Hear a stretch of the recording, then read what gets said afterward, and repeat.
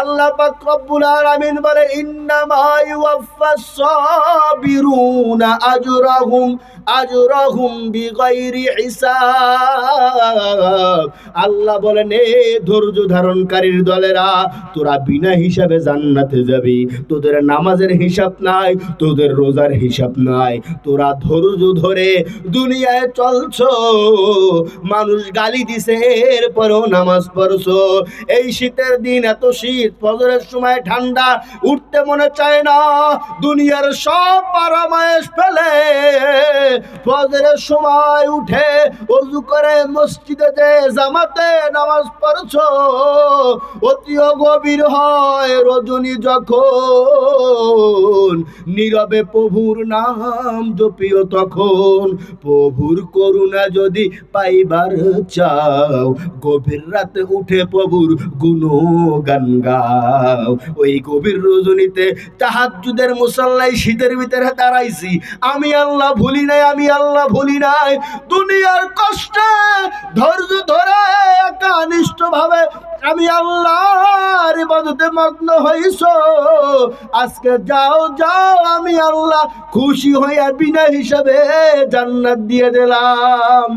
আমি তোমার ঘরের হারের দিকে তাকাইছি লোভে না। বলে কিসের জন্য? বলে আল্লাহর নিদর্শনের জন্য। বলে আল্লাহর কি নিদর্শন?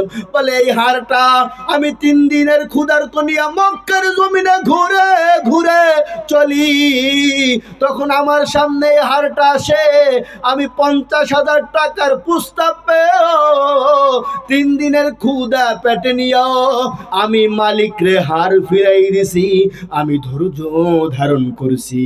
আমি মাখলুকের কাছে চাই নাই, খালেকের কাছে চাইছি।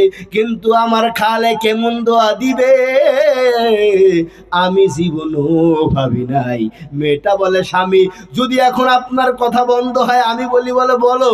বলে আমার বাবা রাত মুহূর্তে আমার হাত ধইরা বলে ও মা, কোন আমানতদার ছেলের হাতে তোমার আমি তুইলা দিতে পারলাম না, এইটাই আমার বড় দুঃখ। মেয়ে বলে কেউ আব্বা আপনার খুব পছন্দ আসেনি? বলো এই মক্কার জমিনে কাজী আবু বকর, তার কাছে যদি তোমারে দিতে পারতাম আমার অন্তরটা ভরে যাইতো, আমি টেনশন মুক্ত হয়ে যাইতাম।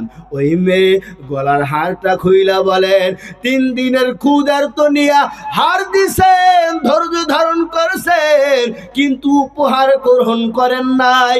আর আমি নিজের হার আপনার এখন দান কইরা দিলাম। দেখেন আল্লাহ কি পারা পারে, হার তো দেশে, হারের মালিকও আপনার গলায় ঝুলাইয়া দেশে।